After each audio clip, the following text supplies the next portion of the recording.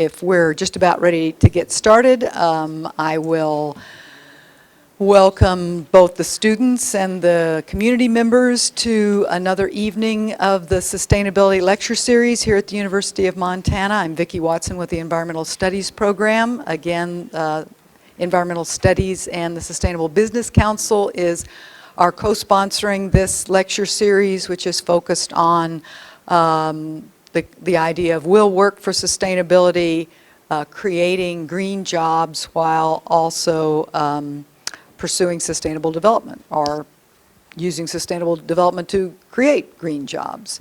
And tonight we have a whole panel of a recently growing kind of job, the sustainability coordinator, or the person charged within an organization with trying to shrink that organization's ecological footprint as much as possible. And we have the host tonight is Dr. Phil Condon of the Environmental Studies program. Phil has been the chair of the Sustainable Campus Committee here at the university for a while. He's worked on sustainable transportation, worked in sort of green-blue relations between labor and environment. So he's certainly worked on a number of sustainability issues, and the students who have not met him yet will perhaps like to get to know him. You're probably going to get to know him later. You'll probably wind up taking an environmental writing course from him later in your careers. So I'm going to turn it over to Phil and let him introduce the panel. Well, welcome everybody. Does that sound okay? As Vicki said, my name's Phil Condon, and I'm going to just kind of introduce and moderate here this evening. But I do want to, since we've got a lot of students here, people that I see some familiar faces, people in my classes right now, but we have a lot of majors that I don't get to meet certainly during their first year. So I'll say a few quick things about myself. My main focus area within environmental studies is environmental writing, as Vicki said, and environmental literature. I'm a writer myself. My educational background is environmental studies and creative writing. So for undergraduates, I teach a class that's every fall called the Environmental Vision, which we read essays and books from American environmental and nature literature, from Thoreau and Emerson right up to 2010, a selection, and talk about them, and students write about them. And then in the spring, I offer a class, that's EVST 305. In the spring, I offer a class, EVST 373, Nature Works, which is basically a creative writing workshop where students get the practice, and we talk about craft issues in writing. They get to write their own nonfiction about something to do with nature and the environment. So I look forward to maybe having some of you who I haven't met in those classes at some point. I also teach graduate classes, but I won't go into that right now. As Vicki said, I do have an interest in this area, though, for sure, because I was on the Sustainable Campus Committee here on the campus for 5 years, and I was involved in it at a stage earlier when we look back now, although it's only been a few years ago, when we were basically trying to make the case and convince the administration and work with the administration about the need here on campus for a dedicated sustainability coordinator position, or more than one, and an office, and we've been very fortunate that that's come to pass. So I've been in on the ground floor kind of seeing that, and tonight you're going to hear from 2 people working on campus in those positions. And I think that's plenty for me to say. So what I'm going to do now is just, I'll go down the row here, and I'll start closest to me and move away and tell you just a little something about the people who are sitting in front of you. Then I'll turn it over to them, and for 10 minutes or so, each of them can talk about their job, how it fits into this topic of sustainability careers and consulting and coordinating jobs, or anything they want about how they see the current situation and the future. And then, hopefully, from hearing that from each of them, we'll have some good questions from all of you, suggestions, as Vicki said, or questions for any one person on the panel, or you can pose them to several or the whole panel, and I'll try to moderate that as we go along. But hopefully in the second hour we can have some good discussion. And the panel too is welcome, obviously, to talk among themselves.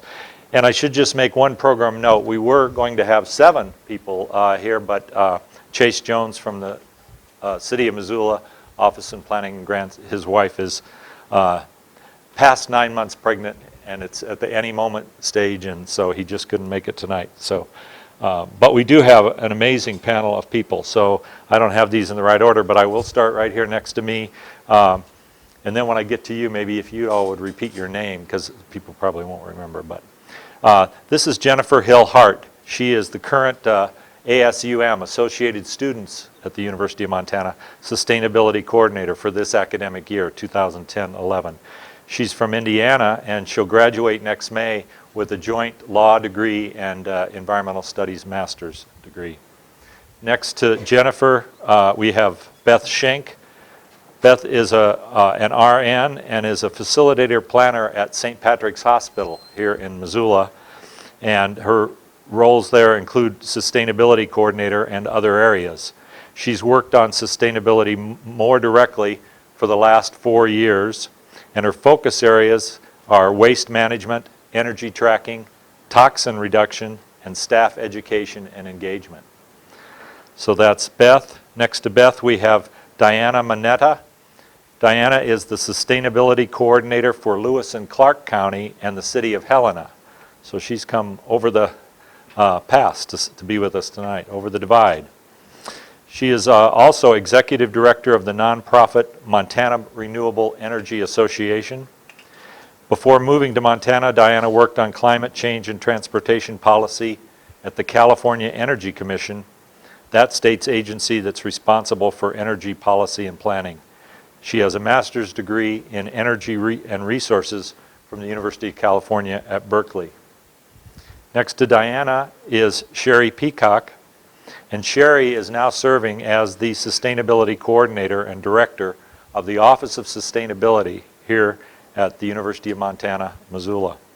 She manages campus sustainability initiatives, including recycling, incorporating sustainability in the curriculum, climate action planning, and leading UM's efforts to achieve carbon neutrality by 2020. Do you have enough to do? Sherry's career spans over 20 years as an engineer, green building consultant, environmental design educator, and a volunteer promoting sustainability. Most of that time she worked for the Forest Service in locations such as Alaska, Montana, and Michigan. She earned a Master of Science in Architecture from Washington State and a Bachelor of Science in Civil Engineering from Michigan Technological University. Next to Sherry, and where have I gone here, is Joni Packard. Joni is the United States Forest Service Regional Office Green Team Leader and also a staff member for the Forest Service Western Collective, a interregional collaborative for sustainable operations. Formerly a district ranger, Joni is currently working as a regional recreation program leader. She's been helping employees and local forest green teams integrate sustainable operations and practices into agency activities for over the last 4 years. She received the Regional Foresters Honor Award for Leadership in Sustainability in 2008. And on the end, we have Pat Rusa. Pat is a physical therapist and occupational therapy coordinator at Community Medical Center here in Missoula, and he has volunteered to direct a small group at that institution called the Conservation Committee at Community Medical Center. He mainly works with facilities services there on energy conservation and recycling. So you can see the breadth of experience that we have with us tonight. So we'll just start here. It's okay with Jennifer.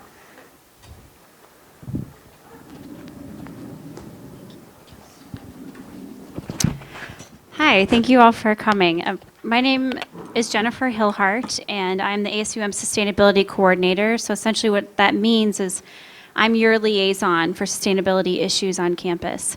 I represent the students, and I'm overseen by Office of Sustainability and the ASUM.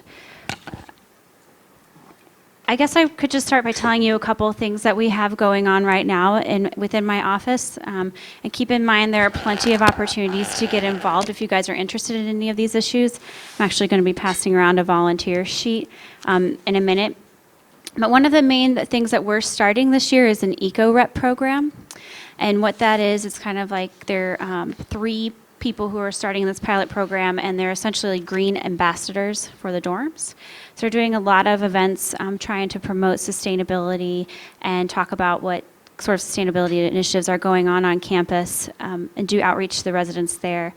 They've already done an event talking about transportation alternatives on campus and in Missoula, and they're going to be fostering a green dorm competition to reduce energy use. So that's pretty exciting. And other events centered around recycling, perhaps, or showing movies about, like this week they're showing, one of them showing the story of Stuff, and the other is showing Tapped, I believe it's the other movie. So they're just kind of there to like hear from the residents and talk about sustainability issues and being just more environmentally responsible. And those eco reps are in Jesse, Craig, and Elrod and Dunaway halls. Another exciting project that we have going on in this ASUM Sustainability Center are the Revolving Energy Loan Fund projects. And I'm not sure if you've heard of that yet, but these are projects entirely funded by students. And what they are opportunities for you all to get involved to offer projects on 10 auxiliary buildings on campus to improve energy efficiency. So the couple that were proposed last year, this is the first year the projects are being done, and a couple that were approved last year are, one of them's called Genuine Draft. And the committee reviewed this project, and what they approved were exhaust fan heat switches and motion activated lights in Jesse and Aber Hall laundry rooms, because right now those lights are on 24 hours, the exhaust fans are on 24 hours, and the lights are on and off based upon the switch. So this way they're motion censored and they can tell if people are using them or not. It'll really reduce their energy use. So these are projects that were created by a group of students. They write it up, they work with whatever building they need to work with. In this case it was residence halls, and they get it all set up so we can make it happen. So it's pretty exciting, and we're going to be doing another call for more projects. If you guys are in buildings like the residence halls or the UC, for example, or Adams Center or the gym, anywhere where you see something where you think you have an idea to make that building more energy efficient, we've got money for it. So you guys should try to come up with a project, and you can do that in a group, and some classes will let you get credit for it. So it's kind of a cool thing to say that you got done while you're in school. Another one that they're doing is called Operation Clean Laundry, and they're replacing all the washing machines in Jesse and Aber halls to have them be peak efficiency washing machines. So there's just a couple of those projects that are opportunities for you guys to get involved if you want. We also have interns in the office. I have a couple interns this year, and we're working on a greenhouse gas inventory update, which I'm sure Sherry will talk about in a little bit. We're also doing an e-waste event. We're recycling e-waste with some partners in town, and that will be on October 9th. So if you have any computers or anything like that you want to recycle, this is entirely free. So it's this doesn't happen very often. Normally people have to pay to get their e-waste recycled, so it's a pretty exciting event. And we do a lot of work closely with the UM-CAN, the Climate Action Now Network. It's a group of students working on environmental issues on campus, which you may have heard of. Another exciting, one thing that one of the interns is working on is a recycling audit. You may have noticed that we don't have recycling in absolutely every room on campus. So what we'd like to do is kind of look at our current resources for the recycling program, which is pretty much funded by student fees too, and see where we can strengthen that program and make it run more efficiently. Another exciting event we have is a Green Grizz game. On October 23rd, we're going to be greening the football game. So there's going to be a lot of opportunities for volunteering and being involved with that. And it's a part of a nationwide campaign. The EPA has this waste WasteWise football game challenge for the month of October. So they have universities participating in this challenge to see who diverts the most amount of their percentage of their waste from the landfill. And what's even more exciting is that MSU is also participating in this event. So we have even more incentive to really, kick some butt on this competition for the planet. So if you guys are interested in that, it'll be pretty fun. All it really would entail is volunteers helping out, getting the word out, talking to people about sustainability, and maybe making sure people know where the recycling locations are. And so it'll be pretty exciting. Some other things that we're doing, and we do green cleaning parties throughout the year. We're also working on a social behavioral change video that's going to be showed at the football games, where we're trying to get people to think about how they can live their lives more sustainably and think about the consequences of their actions, but in showing positive role models like. We're hoping to get the new university president and a couple athletes to participate in this. So a lot of these projects, came straight from the students. So, and that's why this office is here. If you have ideas you think, would really help the campus become more sustainable, my position is a resource for this. So I'm going to pass around some volunteer sheets if you're interested.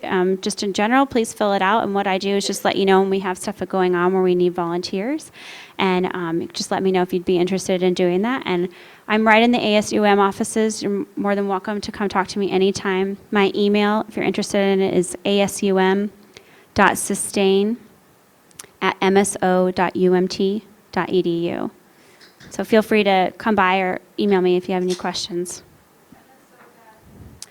mso.umt.edu. Thanks, Vicki. Thank you. Yeah. So. Good evening. Can you hear me? Yeah? My name's Beth Shake, and I'm a nurse at St. Pat's Hospital. Hospitals are required in communities. It's important that they're there. We rely on them when we need them, when we're sick, when we're injured, and they're incredibly resource intensive.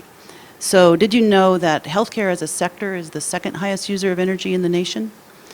That's if you think about the whole picture of healthcare, so not just hospitals, but doctors' offices, pharmaceutical companies, et cetera. And when you think about the size of that, it's about 16% of the GDP. And right now, with the GDP down, it's probably higher. But anyway, it's a big chunk of our national economy and our national work. Therefore, it's a big chunk of our resource use. However, it's a little bit higher than other businesses in some ways, and that's because we have some uniquenesses. One is that we really have to have sterile areas. So we have to have sterile areas in our surgical suites, et cetera. We also have to have a high degree of infection control in every aspect of our care. So that means we use more disposable products than other businesses might. Another is we have to have energy all the time. We have to have it 24/7. We have to have it when no one else in town has it. So we have backup generators. We have an extensive double energy system, basically, with two different sets of plugs so that some things are on available all the time. And then another uniqueness is just the requirement that we maintain confidentiality. Now, that we're not the only ones who do that. Law firms would need to do that. Banks would need to do that. But because of that, our recycling pathways are a little bit different. We have to do a lot of shredding. We have to be very careful with our electronic information, that sort of thing. So those are some of the challenges that are a little bit unique to healthcare. And yet, there's a movement afoot in the nation to get healthcare a little bit more sustainable. It used to be a trickle, and it's starting to be a little bit more of a stream. It's definitely not a torrent yet, but we're making some progress. My own history in this is, as I said, I'm a nurse. I attended MSU. I've been a nurse for 25 years. I also was a botany graduate from U of M. I went through the Wilderness and Civ program. How many people here have done that? Yay, grads. And have been compelled for resource protection for many years, really since I was a little girl. And when I got into nursing, which I also am compelled by, I was troubled by this collision of resource use and the need to be there for people who are in need. And in fact, it was a bit of an ethical challenge for me early on. How can I do this? I'm part of the problem. I don't live this way at home. Why at work do I have to do this? So my first attempt at recycling was in 1993. I traveled back to Vermont and saw a fantastic recycling operation in a hospital. They had a whole building a warehouse to handle their 1 through 7 plastics. We didn't recycle any plastic here in Montana, and as you know, we only do 1 and 2 bottle-shaped plastic right now. So that I was jealous of that, but still tried to come back and bring what I could to Missoula. Kept trying over the years, and for the most part, the response was kind of like, well, you know, that's an okay idea, but it's just not going to pay for itself. We can't really do that. Until about 4 or 5 years ago, when our hospital is part of a bigger system throughout the Northwest, and a question was asked of our region, which is Washington, Montana region, 10 hospitals, what are you doing for environmental sustainability? So our president came back and said, hey, what are we doing? And there was a small group of us ready to go. And so that gave us really the permission to go ahead and make a lot of what we've accomplished in the past few years and what we've been doing over time more organized, more tangible, more measurable. And so some of those things that we do, as Phil said, I would describe my work primarily as in energy, waste, toxins, and engagement. That's the model I use. That's how I approach things to help keep it organized, to help talk about it. So for energy, for instance, our facilities folks have been pretty energy conscious because it saves money and also because, you know, it makes sense. We've had groundwater cooling for about 18 years. I think you have it at the university where you pump water out of the aquifer at 48 degrees. It runs through chillers and goes back in at 60 degrees. We use that cooling gradient for our cooling through the summer. We have a variety of unique heating and cooling needs. This is another thing in hospitals. We have to cool certain areas while we heat others. So our operating suites, our cath labs, and our data rooms. So other people have data rooms as well and understand that. So in order to do that, we're able to, in the wintertime at least, use not outside air, but outside cool. So if the temperature is below 30, we can do that for virtually free. We have just added a new chiller. We've upgraded our chiller substantially just this summer, dropping our amperage usage to a third of what it was for this reheating, we call it, which is really recooling. And that raised that temperature to 40. So now when it's ever 40 or below out, we can virtually cool for free. And it's 40 below out a lot here. I mean, not 40. It's below 40 a lot here, even in the summers or the shoulder seasons. So if it's below 40 at night, we get a major advantage there. So that's great. We have a number of other energy efficiency things going on, which continue always to challenge us. We have about 1 million square feet in all of our buildings, and our 2 primary buildings have been Energy Star buildings for a while. We also have a Turn It Off campaign. That's just something we ask people to do, turn off lights and computers wherever they are, even if they didn't turn them on, if they're not in use. Waste in hospitals is an intense process. We have a complex waste stream more than most places because we have infectious waste, hazardous waste, nuclear waste, confidential waste, recycling waste, and general waste. So keeping track of all those things, figuring out what percentage of our waste is going to which area is something I do. Also trying to enhance our recycling or any diversion really from the waste stream is a goal. So when I started measuring this, which was about 4 years ago, I could only find evidence that we were recycling 0.5% of our very significant waste stream. So I set the goal the first year of 10% and found that we were recycling more than that. We just weren't tracking it. So our first year out, we hit 13%, which I was very surprised by. That was better than I thought we'd do. So I set the next goal of 25%, which I thought was over the top. Thought we couldn't do it because, you know, we can't recycle glass. We can't compost our food here easily. We only can do 1 and 2 bottle-shaped plastic. We're limited. Other hospitals in our system or elsewhere in the country can hit 50% of their waste. But anyway, this past year we did hit 25.2%. So next year our goal is 30. We'll see what happens. We're always looking for new recycling streams and have been able to push the market a little bit. For instance, number 1, trays. We have a lot of trays because we have a lot of disposable products. So we have gotten a recycler to take that. And just recently, in the past few weeks, we also have been able to take number 2 IV wrappers. If you're not in hospitals, this won't make any sense. But the stuff that you open to pull the IV bag out of, we go through thousands of them. I mean, so much. And it's number 2 plastic. So, you know, you'd think, well, we're doing number 2 bottles. Why can't we do that? And we were told that we can't, but we kept asking, and finally Allied sent it away to somewhere else, and they came back and said, yeah, we can take those. So we're now sending bags and bags of those. Anyway, I forgot to watch the clock, I guess I should. Other aspects of the waste, red bag waste is an important thing. So that's our infectious waste, and just so you know how it's processed in Montana, it gets shipped to Butte, where it's landfilled, and then shipped to Great Falls, where it's buried. Shipped to Butte, where it's autoclaved, and to Great Falls, where it's buried. And so that's anything, pathological waste, human tissue, blood, stuff like that we don't want mixed, unsterilized in our landfills. that's expensive to treat, and it's also resource intensive to treat because we're shipping it and we're heating it up. So we want to be sure that only the stuff that needs it is actually done that way. So waste segregation is a big deal in hospitals, and we're careful about that, and where we put the right containers is important. Next category is toxins. There's also toxins produced in healthcare. Mercury is a big one. We are essentially mercury-free at this point and have gone through some testing for that. And two, DEHP and dioxins in general from all the plastics that we use. So those are two historically important toxin contributors that healthcare has been responsible for. We're working on both of those, and the mercury is not so bad, but dioxin is tough because of plastics.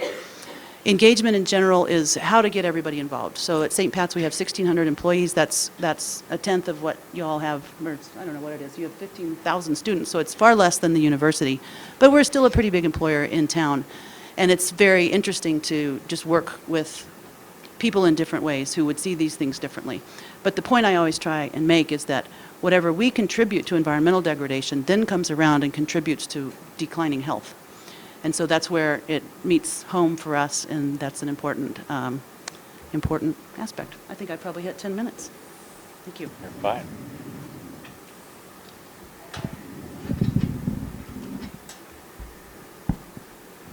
Hi, everybody. I'm Diana Mineta. I'm the sustainability coordinator for the City of Helena and Lewis and Clark County. And a little bit about that position. It's been a stimulus-funded position, a federal government-funded position, temporary for 1 year, and the city and the county pooled some grant money they got through the Energy Efficiency and Conservation Block Grant Program from the Department of Energy to create that position. And that's a pretty common thing around the country, that local governments have created temporary sustainability-related positions through stimulus funding. The challenge is going to be seeing whether those positions continue once the stimulus funding runs out. In my case, my job actually comes to an end in just a few weeks here.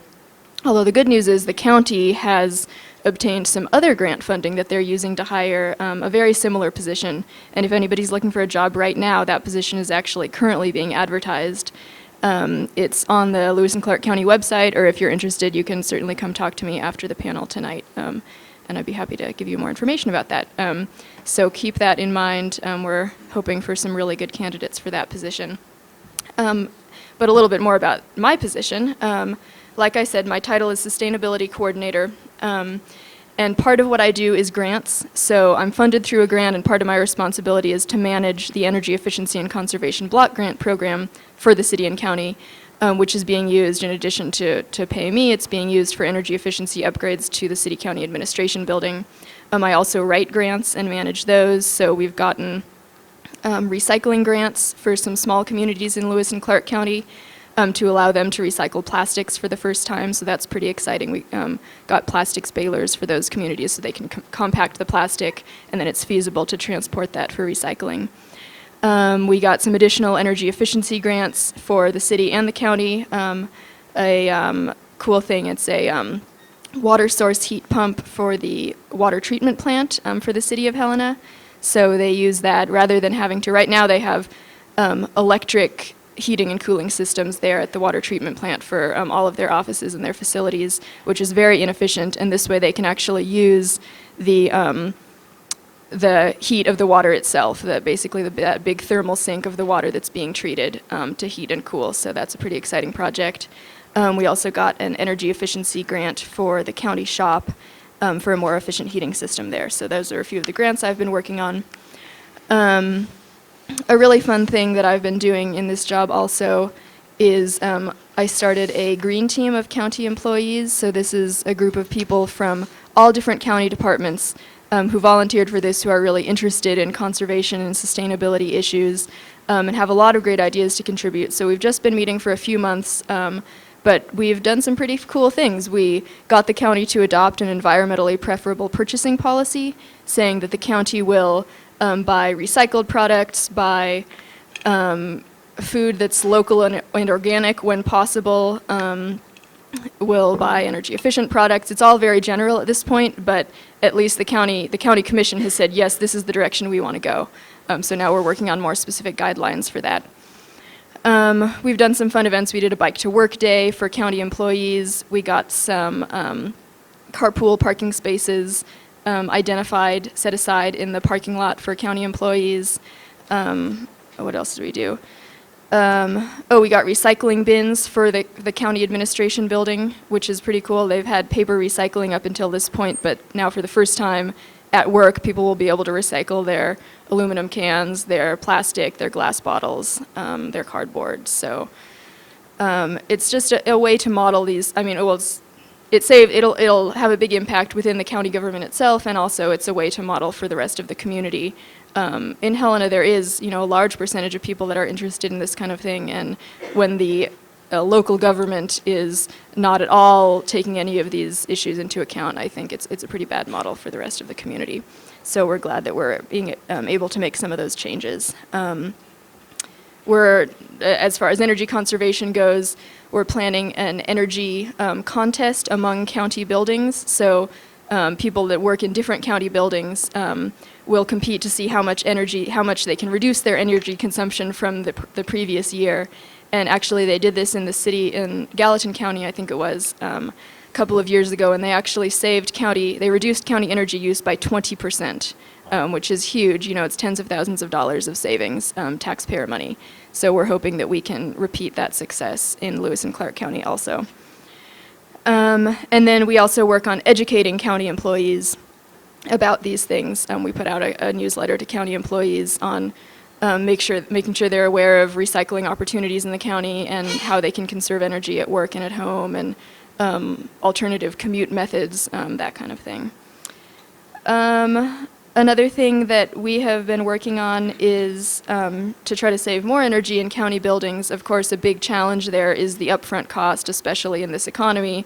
The county budget's not looking so hot, and the idea of spending, any amount of money to do an energy efficiency upgrade, even if it's going to save a lot of money over the long term, the money's just not in the budget right now. But we're looking at, there are some pretty cool financing mechanisms. There's something called an energy performance contract that I know the city of Missoula is doing also, and I think maybe as well. And that involves making those energy efficiency improvements, and rather than having to pay for them up front, you pay for them over time out of the energy savings that you get from those improvements. So the county is just getting ready to move forward with that, which will make a big difference. And the last thing I'll mention that we're working on is a community-wide greenhouse gas inventory in the city and county. So the first step toward doing a greenhouse gas inventory is for a city or county government is to do it for the city or county operations. So how much does, everything the city and county does, how much, what are the greenhouse gas emissions associated with that? The next step is to look community-wide. So in addition to city and county operations, look at residential use, look at commercial, look at industrial, look at everybody within that, the city limits or the county limits.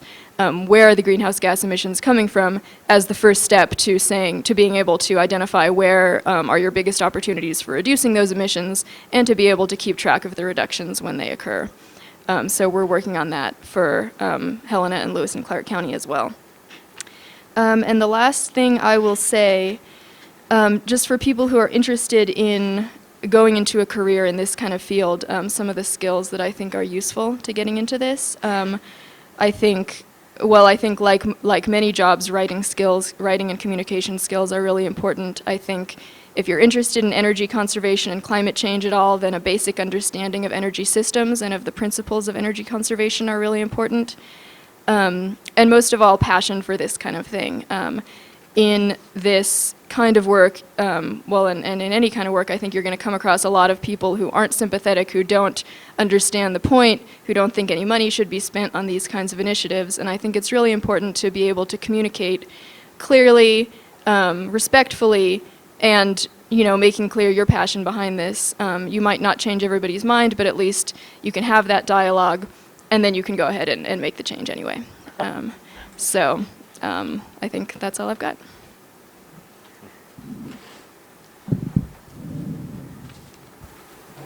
Good evening, everybody. I'm Sherry Peacock, and I'm the Sustainability Coordinator here at the university. I started my position in January of 2009, so as Phil noted, it is very new. The students actually were ahead of the rest of the university, and they hired the ASUM Sustainability Coordinator, I think, in 2008. So, and Jennifer is the third generation ASUM Sustainability Coordinator. So what do I do? Well, when I sat down to think about how to explain what I do this evening, I didn't know quite where to begin. The type of work that I do is incredibly varied. It ranges from data collection and data analysis, very high-tech kind of work, to organizing meetings, logistics of setting up a meeting or an event, and it's very people-intensive. So one of the things that I did is I went to the dictionary to see, well, what does the word to coordinate mean? And I didn't expect to see that it means to combine in harmonious relation or action. I thought, aha, that makes sense. But what are we combining? And what are we relating? Well, and what are we coordinating? So very much of my time is spent coordinating people. It's a very people-intensive job, and I think that sort of goes along with the title coordinator. You gotta think about that.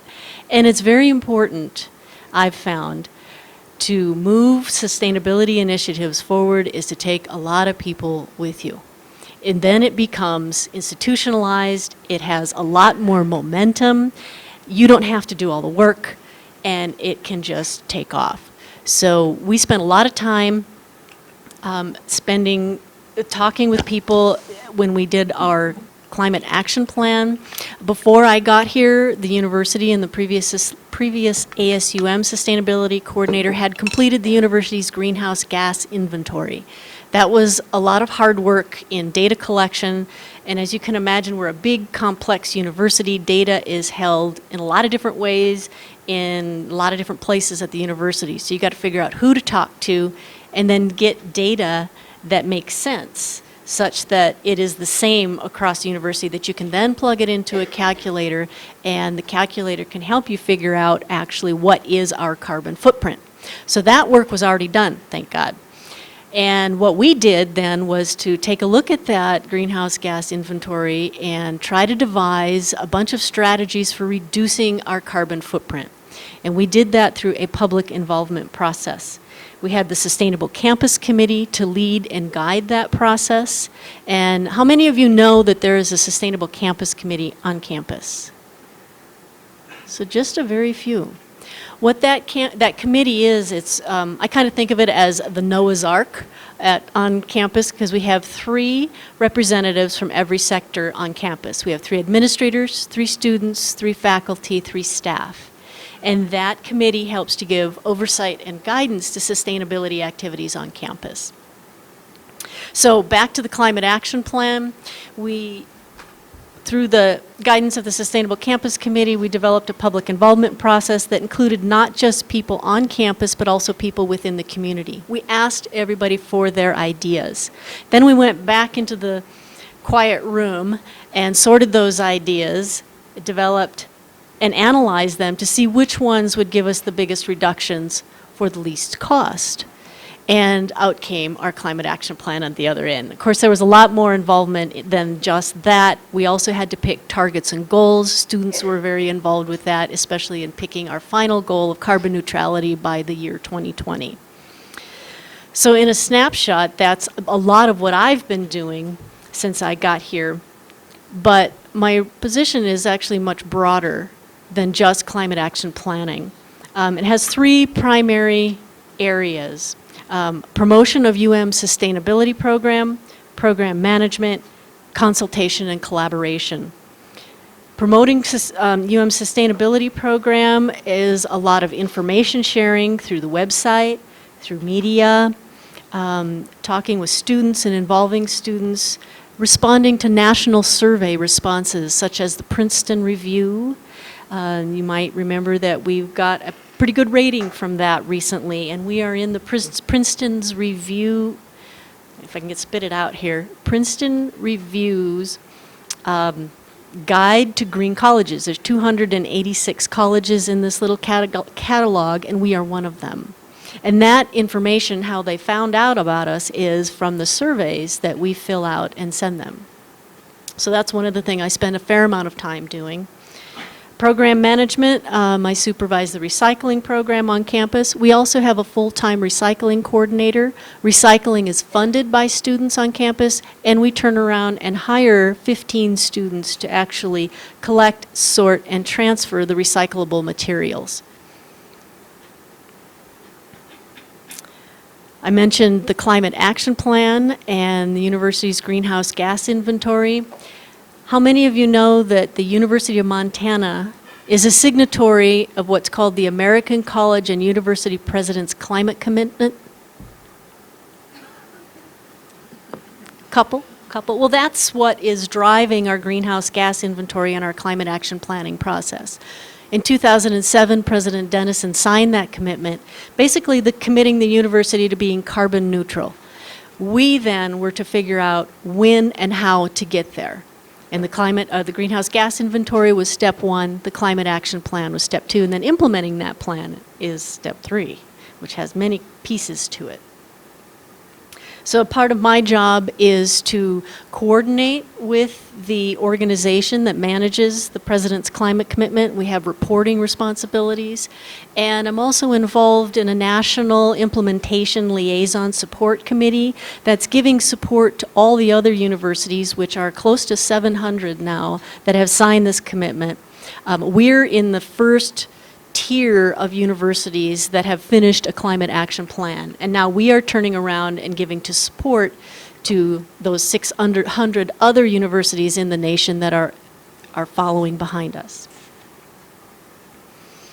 I mentioned managing meetings, managing people, doing a lot of logistics, working with students. Students are very interested often in getting experience in greenhouse gas inventory development and analysis and climate action planning. And we like to give as much experience as we can to students in getting that work done. We do all of that work in-house. We don't hire it out. And we involve students. As a matter of fact, both times we were looking at our deadlines for greenhouse gas inventory and our climate action plan, we got an extension specifically so we could involve students throughout fall semester. Consultation and collaboration.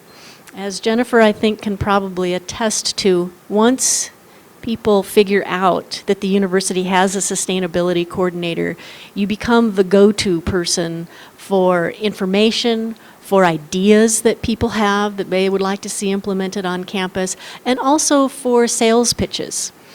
From around the country, people will call, and matter of fact, as I was writing my notes, I got a call from an organization called Zimride, which is a ride share program, and they have software and it's web-based. And I just happened to have written that up here and had to spend 10, 15 minutes talking to them about their program and learning about what they have to offer.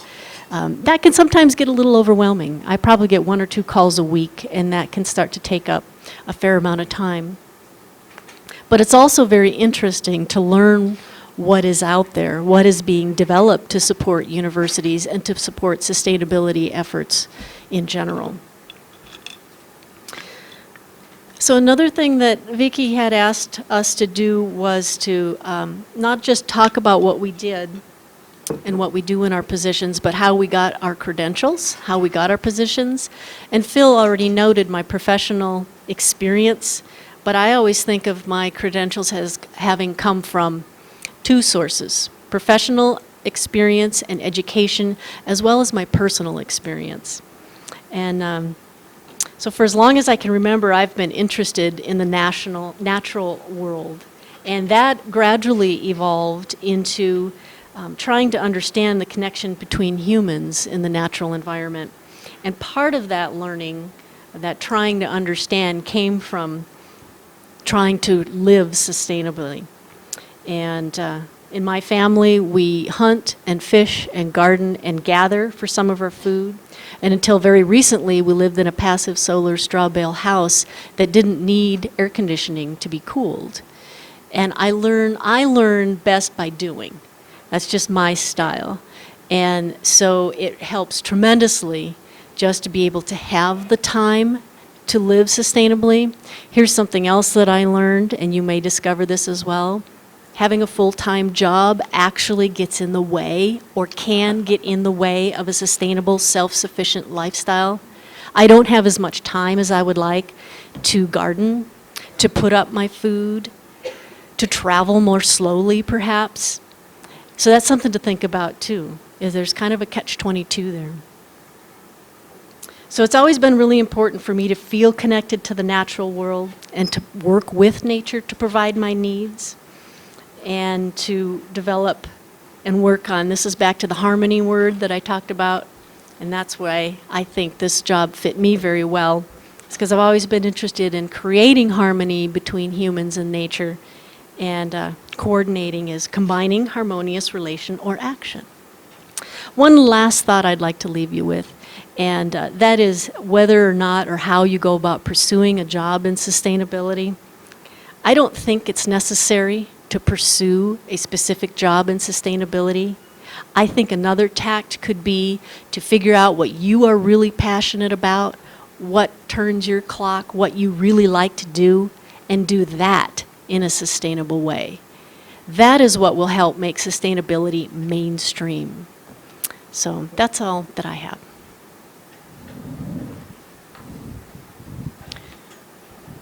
Hi, everybody. Just want to say thanks for the invite to be part of the panel tonight. I'm Joni Packard. I'm with the Forest Service. Here in Missoula, I work out of the regional office.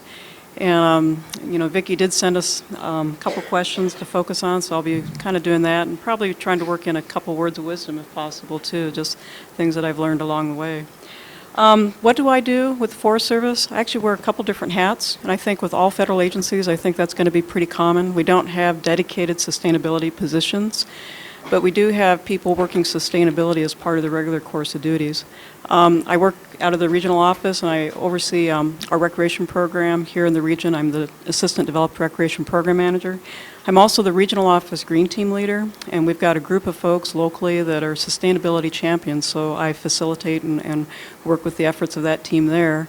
We also have something that we just started a year ago in the Forest Service called the Western Collective.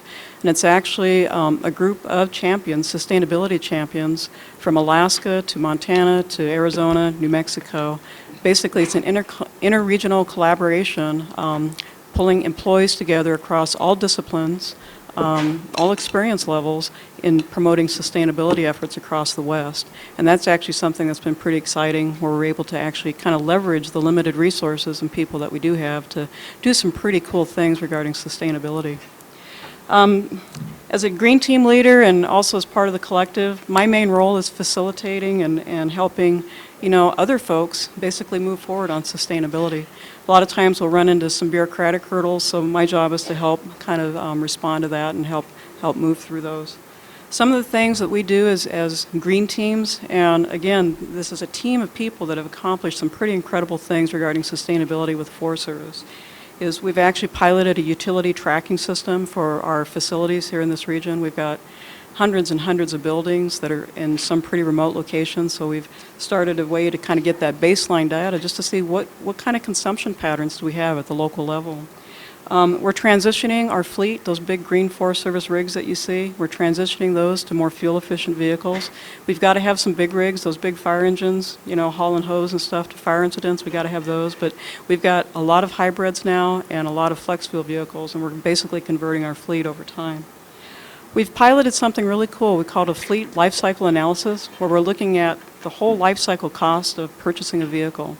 So we can look at those embedded energy and environmental costs to help our local decision makers make the best decision on what kind of vehicle to buy over the long term. So it's not looking just at financial costs, but what's the environmental cost of purchasing that vehicle? What's the fuel efficiency? And it's something that's brand new that we're actually piloting and kind of getting going here in this region. We do a lot of web information, tip sharing with our employees. We're trying to get that out more to our local community. We're going to have a new web portal here where basically people can go to the Forest Service website and get the latest green tips. I hope that we can connect and link to other efforts in the community as well and help just be a connector with the good things that are happening here in the Missoula area. We've got green purchasing specialists. A lot of our field folks, we're trying to do more environmentally preferred green purchasing. Just to give an example, we switched to 100% recycled paper had to test drive a couple different brands and finally found that one that worked. And when we did find one, it was not only more environmentally preferred, but we actually had a cost savings of over $100,000. So sometimes, the sustainability aspect, not only are you doing things to better the environment, but you can also be finding ways to reduce your cost of operations as well. We've got elective policies in place. We actually encourage our employees now to drive slower where it's prudent and safe to do so. We don't do it on a 2-lane highway that's 70 miles an hour, but where we've got multiple lanes. Basically, we encourage our employees to drive at 60 just to save on fuel. Saves money, but it also reduces our greenhouse gas emissions. And you just need to leave a little bit earlier for your meetings, but it's actually a policy that we have in place signed by our regional forester. We've got carpooling calendars, employees going to different meetings in the same location where we can share rides. We've actually started looking at ways that we can increase fire or recycling at our fire incident camps. When you get these big fire incidences that we've seen here in this region, you generate a lot of material, a lot of things come in on pallets, a lot of cardboard. You wouldn't believe the amount of sunscreen that firefighters go through.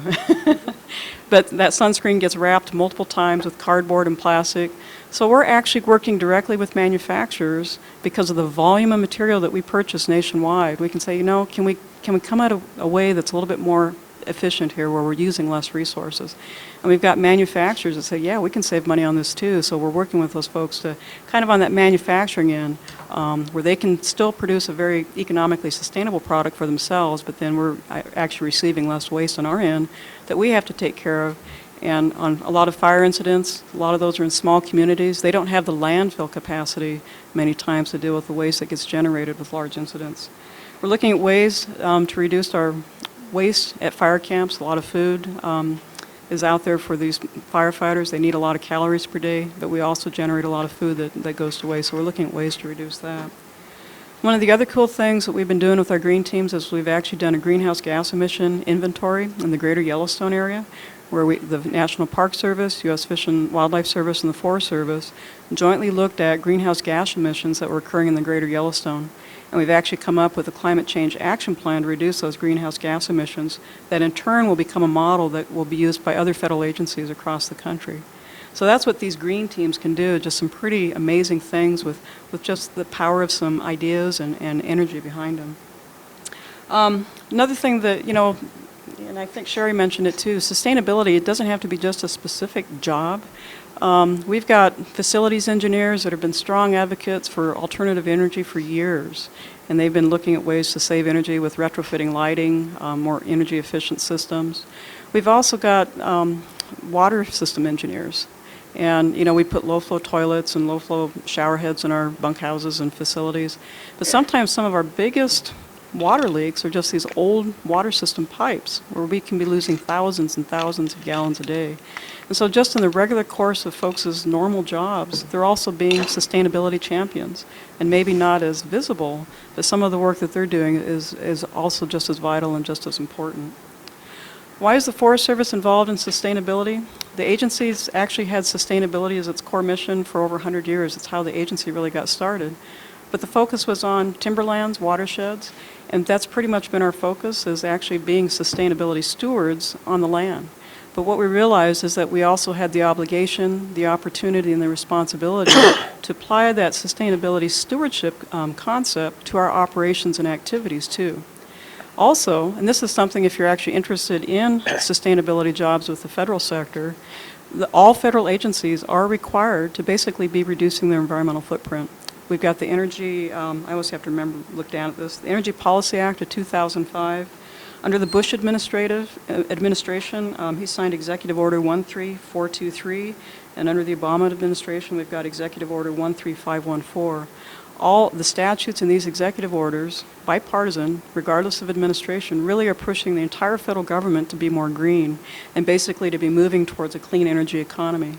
And also all federal agencies are required to reduce their environmental footprint. So we all have to be looking at water conservation, energy conservation, reducing our waste, reducing pollution, increasing recycling, do more green purchasing, and also be looking at how we can be show more leadership in sustainability. So you could work for the Forest Service, you could go to the Bureau of Land Management, you could go to the Department of Defense, you could go to the Department of Education. all federal agencies, that's a real key piece of what we're all required to do, and there's a huge, huge push. And so and those opportunities are actually opening up more and more. How did I get into the position I did? Basically what I did is I just raised my hand and said, you know, I'd like to help lead the way here. And I have an interest and got some time and really want to help take this on. We also had some other people in our regional office that wanted to do the same thing. And it was just kind of being in the right place at the right time and saying, I want to help. Again, the Forest Service doesn't really have dedicated sustainability positions, though those are starting to occur a little bit more, and also with the other federal agencies, the National Park Service, the Bureau of Land Management. I'm seeing some more of those across some of the other agencies as well. My background, it's pretty diverse.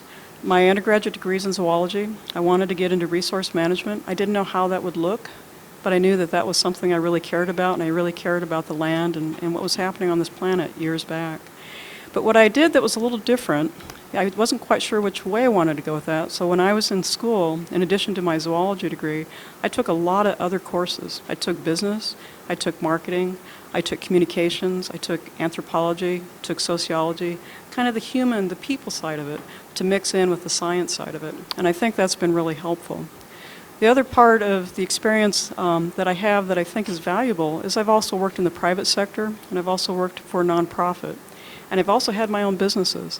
And all those different experiences allow you different perspectives so that you can relate and work with people coming from kind of all different areas. You know, there might be some folks out there that won't recycle because it's the green thing to do, but you might have some folks in some small rural communities that might be interested in recycling because they can make money at it. Nothing wrong with that. You know, that's a good way to go. Challenges regarding sustainability. You know, all bureaucracies move slow. Whether you're in education, whether you're in government, whether you're in a nonprofit, it's kind of the organizational structure that we have, and when you actually have a change occurring, it's really tough to move that paradigm. But once you kind of get some things moving and you get some momentum, you can actually see some pretty wonderful things happening. Optimism is really key, what I call patient, positive, optimistic persistence. You know, don't give up, keep running at it. You know, there's a lot of good things to do out there. We need you. We need folks not giving up, and don't get discouraged. Just keep coming at it. For us, capacity is an issue. We've got a workforce that has a lot on the plate, and then trying to work this into that's hard. So we're trying to find ways to find additional capacity within the budget and the funds that we have, and everybody's got tight budgets, either in the private sector or the public sector. Opportunities. You know, I think the federal sector can actually help lead the way, but also the private sector, education, the nonprofits. We've got a tremendous opportunity, I think, to green our operations in the way that we do business. For the federal government, we're the largest purchasing power in the country, and we have tremendous leverage potential in terms of helping guide where things can go. And if you've got a new startup business or someone that's trying some new technology and it works really well, federal sector can be a wonderful way to help make something more economically viable and where everybody can prosper from that. And also, I think the federal sector can also be really important in terms of helping leverage and coordinate and collaborate with local community partners too. And sometimes one entity by itself doesn't have enough to make things really go very far, but when you actually pull everybody's efforts together, we can actually make some really neat things happen. Especially in a place like Montana, where it's a collection of small rural communities. We don't have the volume sometimes of waste, like with glass. We can't create an economically viable waste stream for a manufacturer to come in and actually create a secondary market for that. You can do it in Portland and Seattle because you've got enough volume, but here, our haul distances are so great that it just really isn't viable. But by coming together and working together, we can actually make some things happen versus everybody kind of operating by themselves. What's the future like? Wide open. There's going to be some tremendous challenges ahead for sure, not only with sustainability, but with climate change issues coming down the pike. But I also think there's also some tremendous opportunities everywhere you go. Just about a year ago, I saw that on a website called greenjobs.com, there was a position announced by Campbell Soup Company for a chief sustainability officer. And basically that they were restructuring their organization where basically everything under that company would be going through that chief sustainability officer.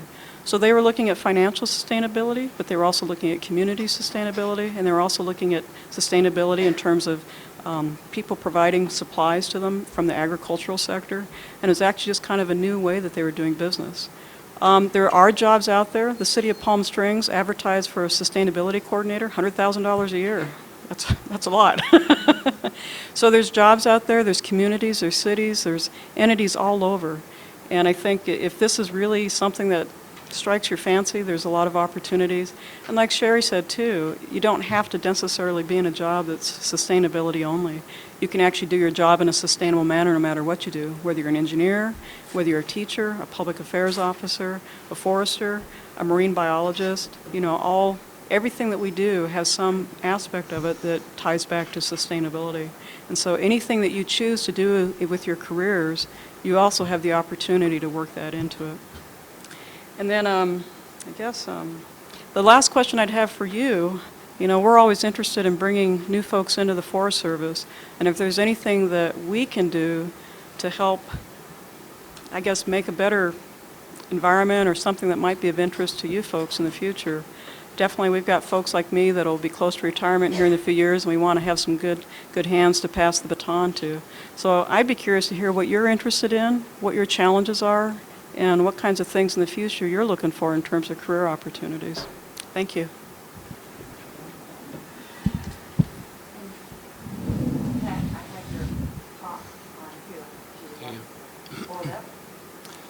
Well, that's okay. I can.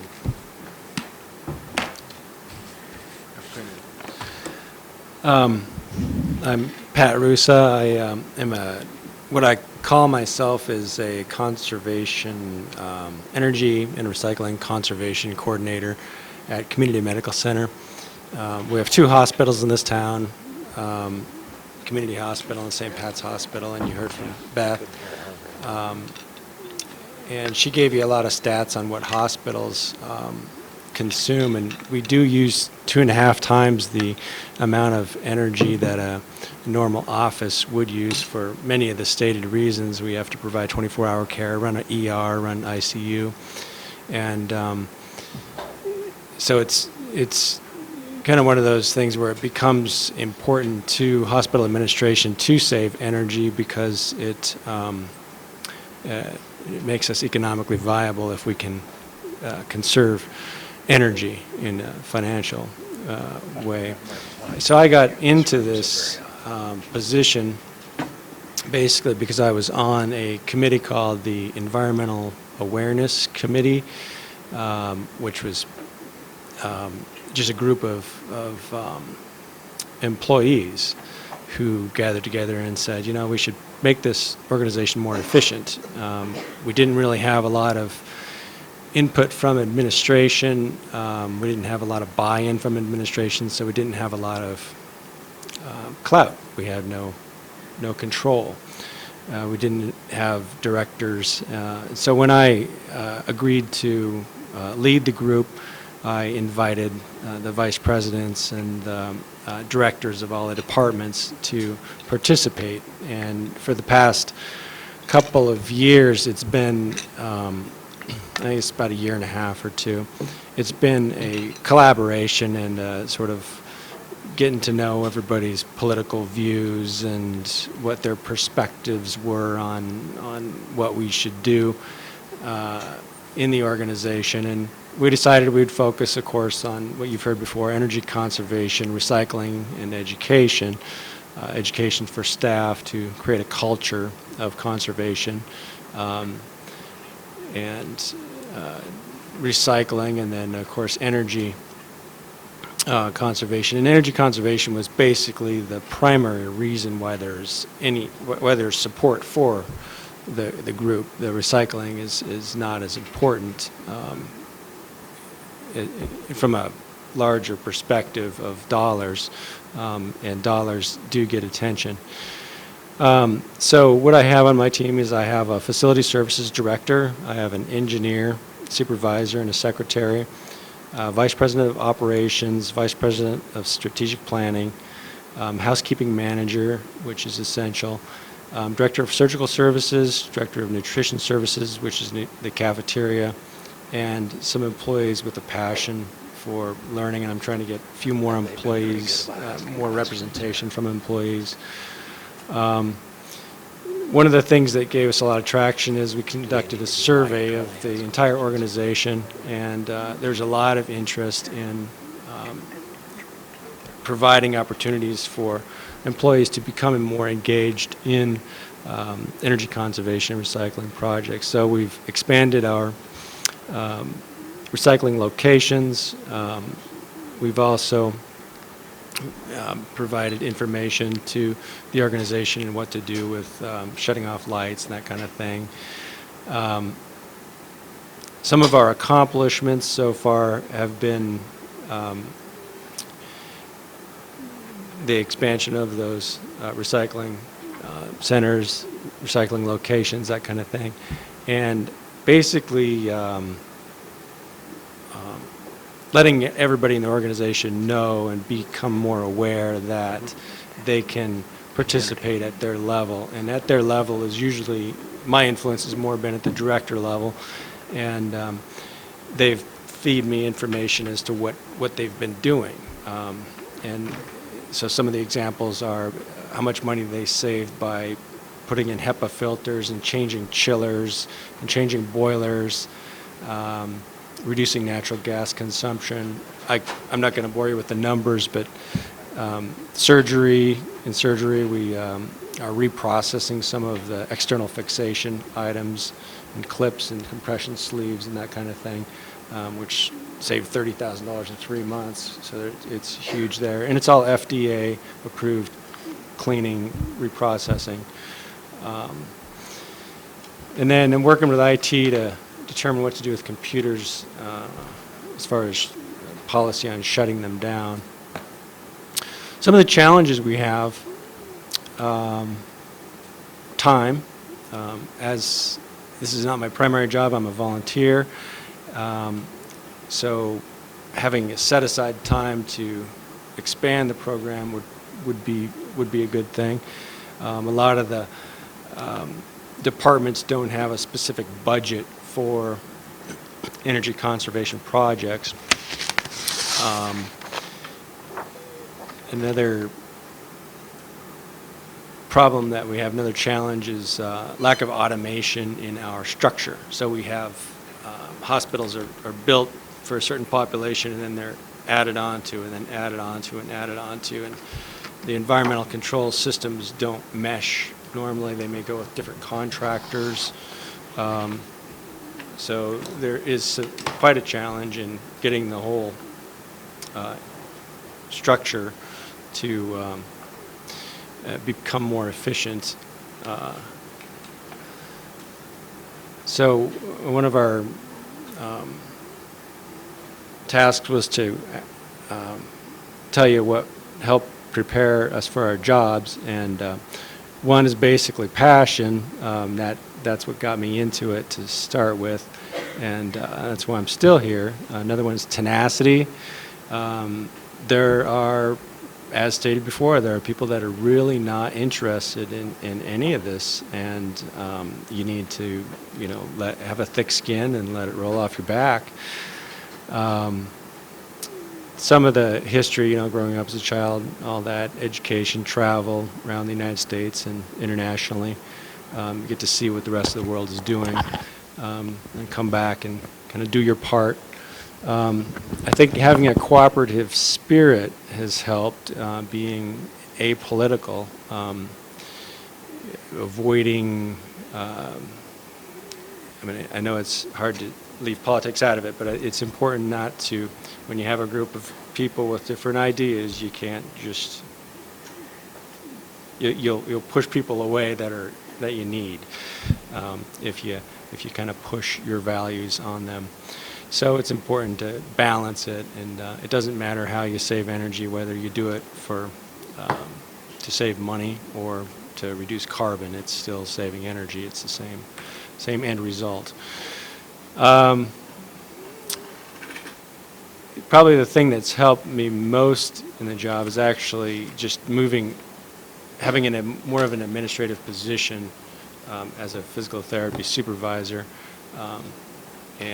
so I have access now to more administrators, and they tend to listen more to other people, people. So more decisions can be made for the good of the hospital, I think, and as I think the word coordinator matches pretty well. You have to sort of talk to everybody and balance the forces and implement change. And it oftentimes change is slow, but it does happen. And every time you hear just when you're kind of feeling like, boy, this is really not working out, you'll get a comment, hey, did you know, somebody will send you an email, hey, we're going to recycle computers now. I just got a word from somebody. And so it's people that work as a result of what you do from a leadership role. It's not you actually doing the hands-on work, but you're just spreading ideas and grouping people and working in that respect. So that's all I have.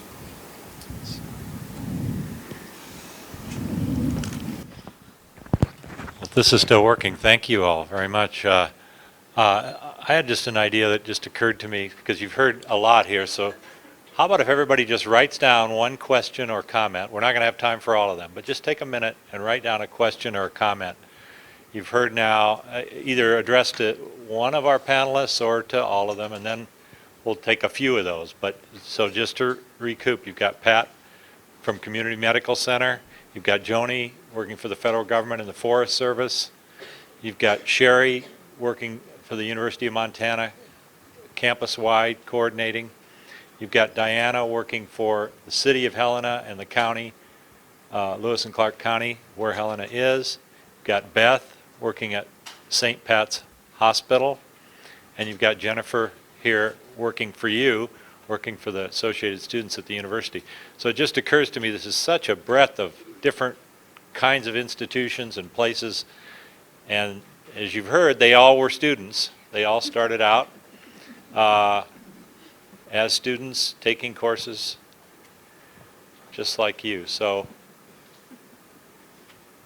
if you put your name on those, that will accomplish our task of taking attendance. aha. Oh. Great. So some are going to be faster than others, but and I'll try to. I remember from years back the acoustics are not very good two-way here, but if you can make me hear the question, I'll repeat it for the panelists. Who wants to start us off? Yes. Diana, I grew up in Helena, and I was just wondering, I haven't lived there for 4 years, and I was just wondering if there was any urban farming or community gardens in Helena or being talked about. Yeah, I can talk a little bit about that. I know there are some community gardens in Helena, and I know just this year the Helena City Commission, there was a little bit of controversy. They had a really tight budget, and they almost cut funding to continue the development of a couple new community gardens, and then due to kind of public outcry, they decided not to cut that funding. But I haven't been very involved in the program, so I'm not sure how many community gardens there are or anything else about that. Good. Next, someone else? That's for Sherry. Can you just expand on, this is the first I've heard that campuses plan to go carbon neutral by 2020? Sure. Remember I mentioned the President's climate commitment, which is something that you can look up online and find out a lot more about exactly what that commitment says. But essentially, President Dennison signed it in 2007, committing the university to become carbon neutral, along with several other actions. And it was up to each individual university to decide how they will do that and when they will do that. And through the process of our climate action planning and developing our climate action plan for how we would become carbon neutral, we developed a lot of strategies. There's, I don't know, a long list of probably close to 100, but we've paired those those down.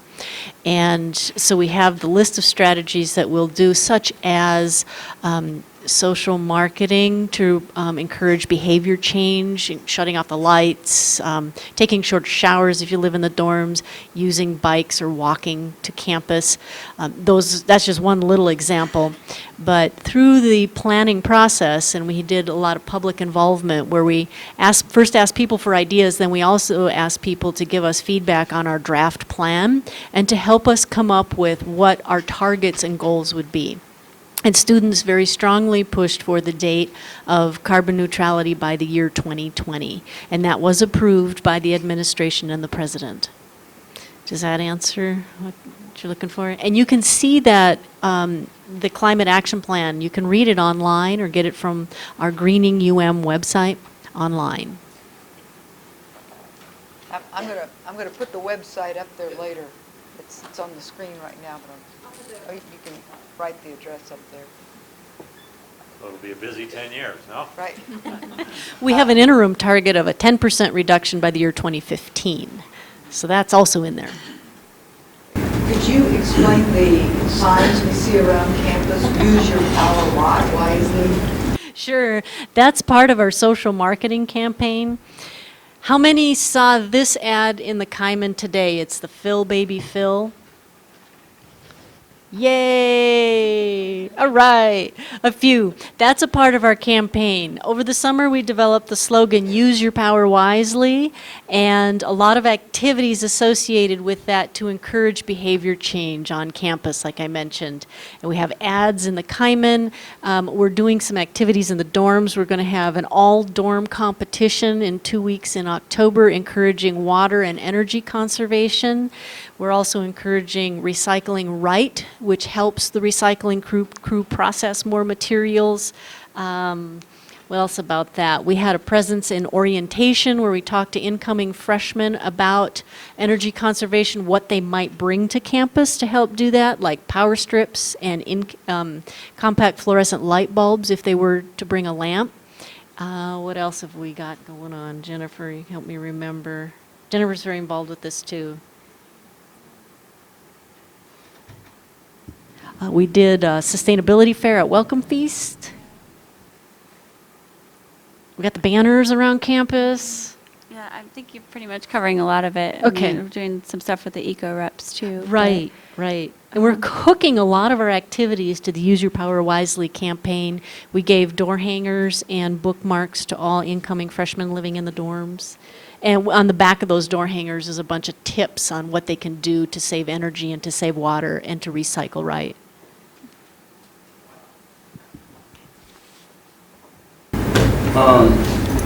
Pertaining to that kind of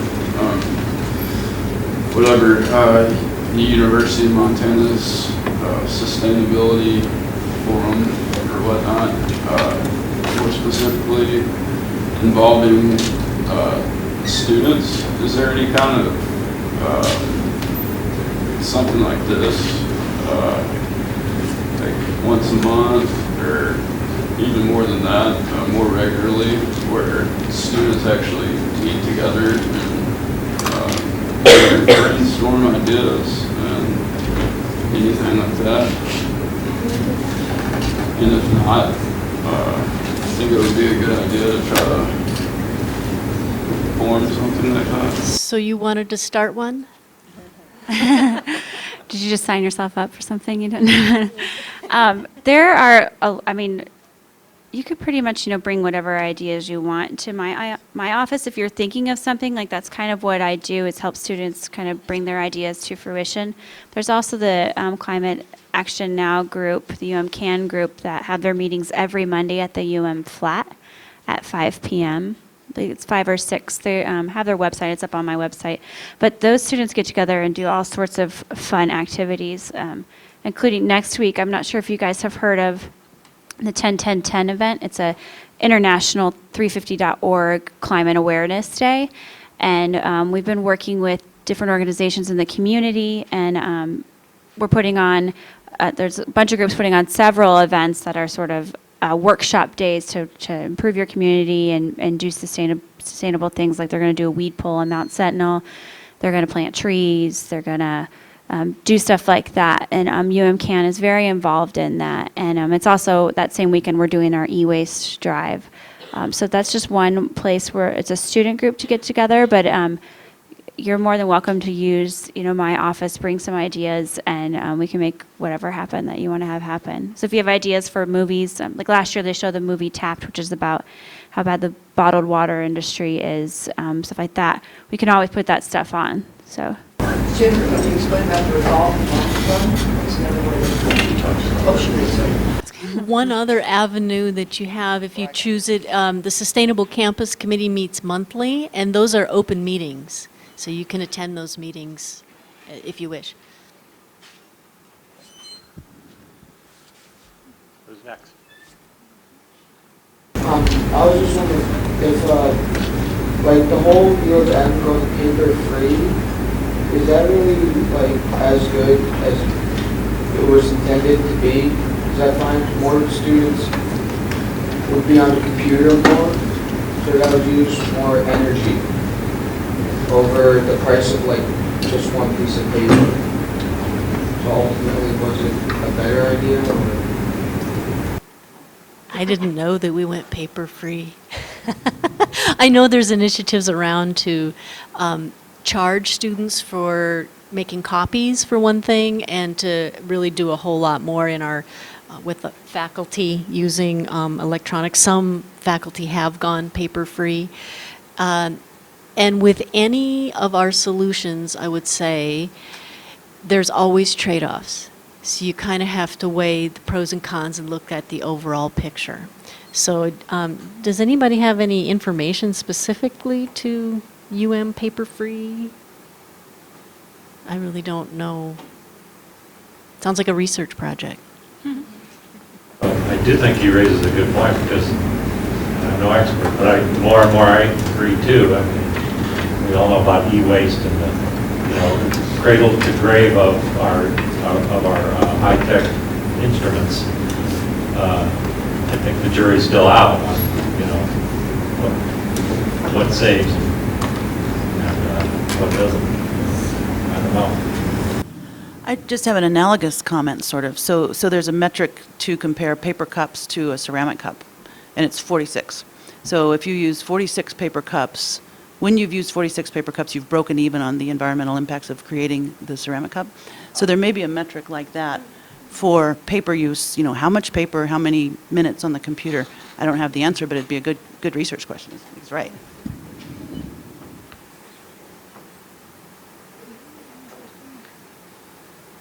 This is Jennifer. Have you heard of the process of learning composting? I'm sorry, can you say that again? Have you heard of burning composting? Oh, yes, I have. I thought about instituting it and all that protocols. That would be fantastic. And if the composting is something that the university has been starting to work on and learn from more and more, and we're actually getting some composting bins, I think, for the Lomason Center. But if that's something you're interested in researching, that's a great project, because that's definitely somewhere we're moving towards. It's looking at composting options for campus in general, and that's a good research project. You can always tie that into any work you're doing, or if that's something you want to think about for an internship, you can get credit for that too. So it's a really good idea.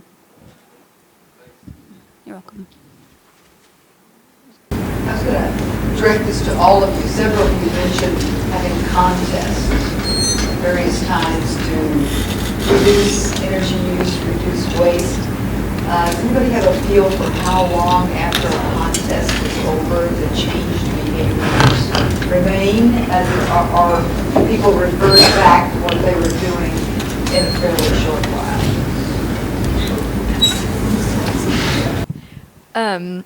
Well, I do know from, like I said, in Lewis and Clark County, we're in the planning stages of a energy conservation contest among county buildings, but Gallatin County has done it. Like I said, they reduced energy use 20% during the contest, and when I talked to the woman there, it had been over a year after the contest was over, and she said that 20% reduction had continued. So people had apparently, whatever habits they had of turning off lights, of turning down computers, all of their energy conserving habits, they continued, that they developed during the contest continued after it was over. So that was, pretty exciting to hear. We didn't have a contest, but we had one of our wildlife biologists at the Madison River Ranger District, who was a real sustainability champion, be able to work getting some solar panels at the local ranger district office there. And with the solar panel installation, basically there was like a 7-8% energy savings. But once the employees actually saw the difference that those solar panels made, they started voluntarily turning off their computers, turning off their monitors, turning off the lights, turning off the copier machine when it wasn't running. And basically they bumped that energy conservation level up to 40%. And when I go to visit them, the lights are still off in the office. But they very saw it right in front of them, what a difference their actions actually made, and that actually has been sustained. And it's really wonderful to see.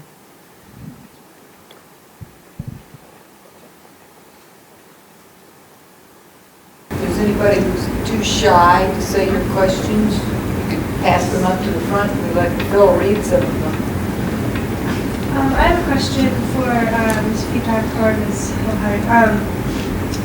I'm writing a paper for a writing class about car sharing, and so you said something, Ms. Peacock, about getting a call from a ride sharing service earlier today, and so I'm just wondering how viable would a ride share program be on campus, because I know coming from out of state, I'm not going to bring a car to campus, but there are many times when having a car would be very useful.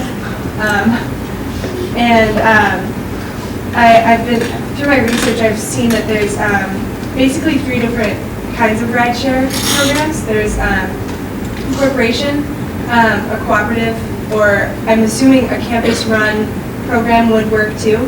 And so I'm just wondering, what is the possibility of that being implemented not only on campus but in Missoula as a city?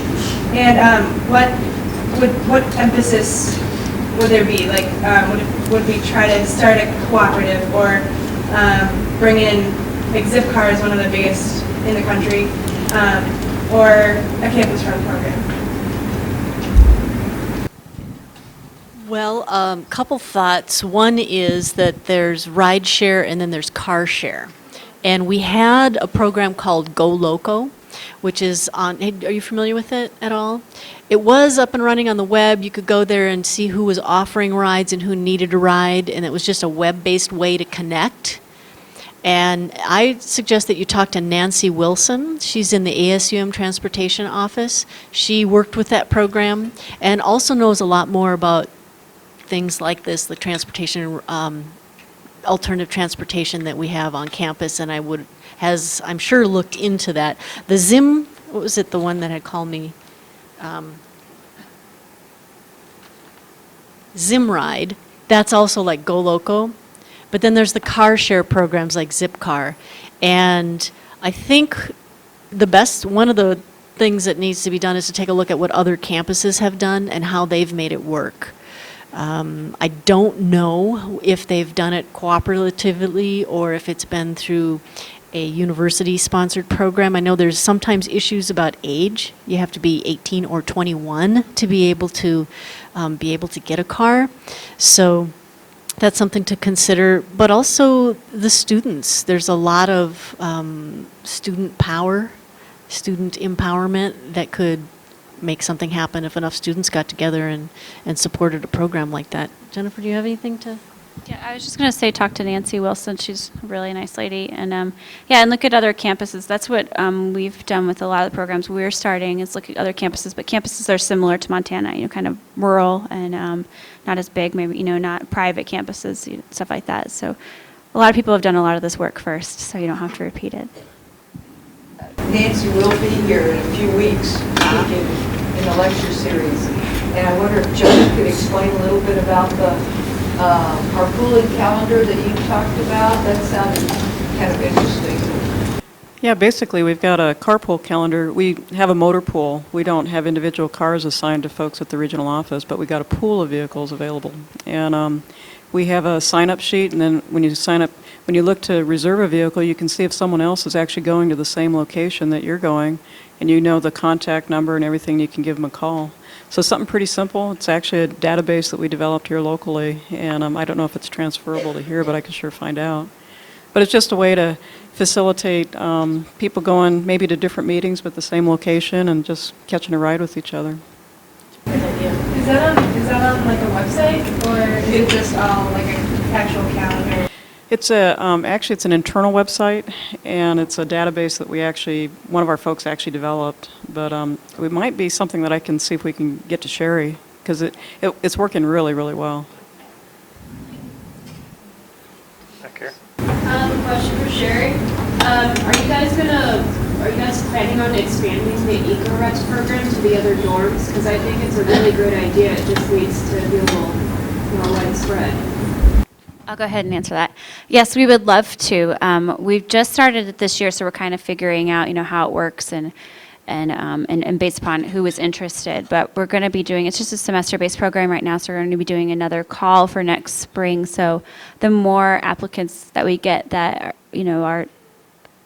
have time and experience to do it, the better. I mean, it would be great to have it at all the dorms. But again, we're just starting it this year, so this semester, so that's why we just started it smaller. But I'm excited that that's something you're interested in. So keep an eye out, because we'll be doing calls for that for next semester.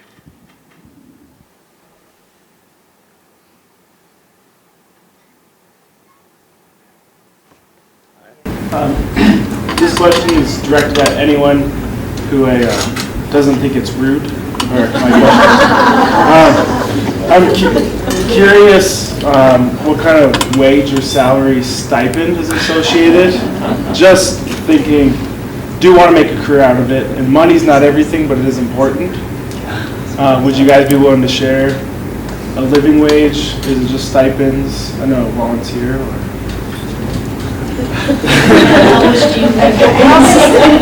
How many of you are making more than $100,000 a year?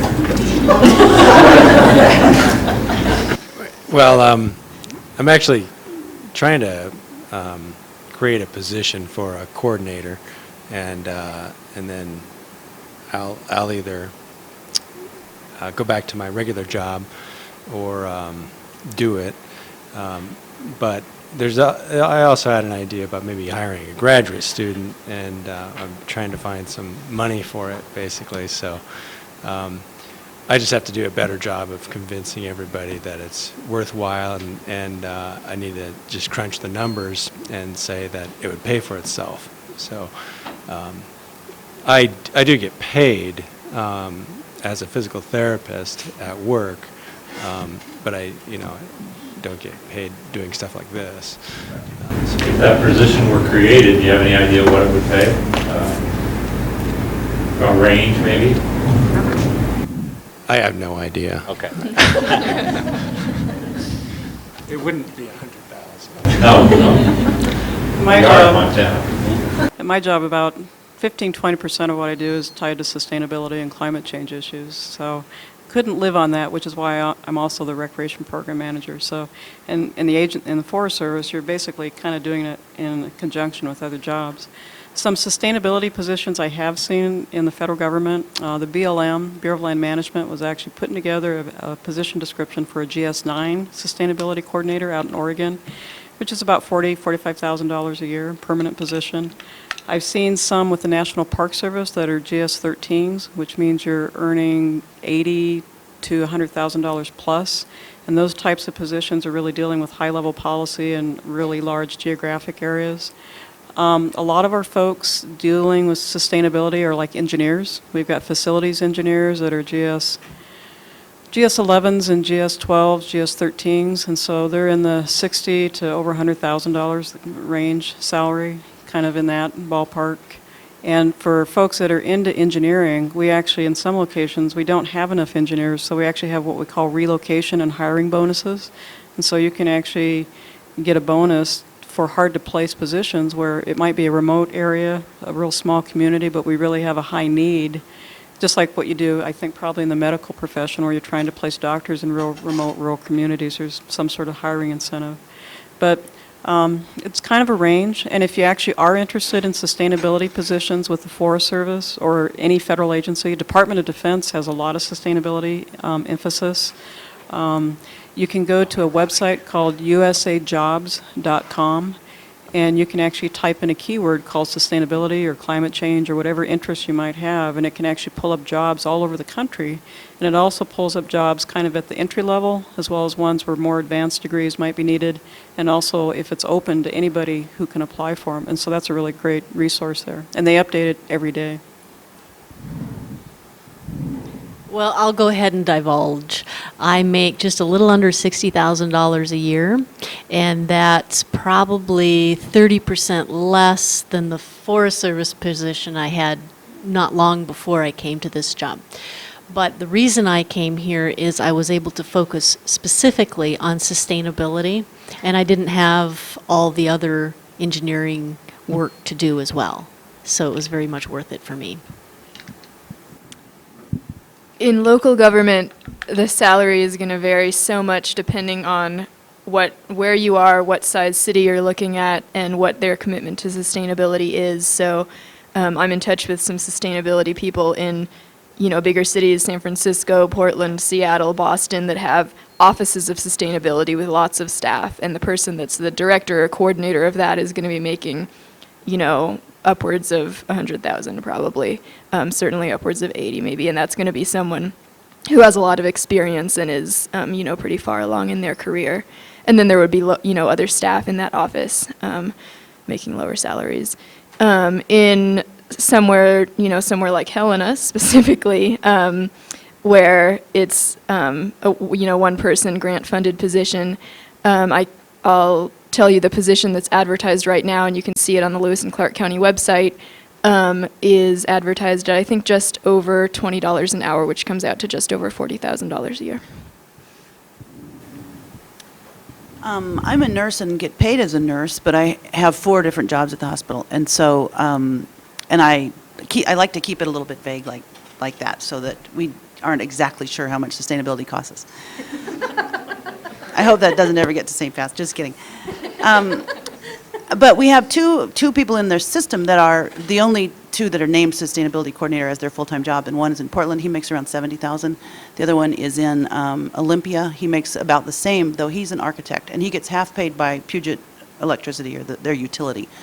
But the fellow in Portland, he justifies his position each year, and so, for instance, in cost savings of waste management alone, that's $250,000 that he saves the 3 primary hospitals in Portland service area.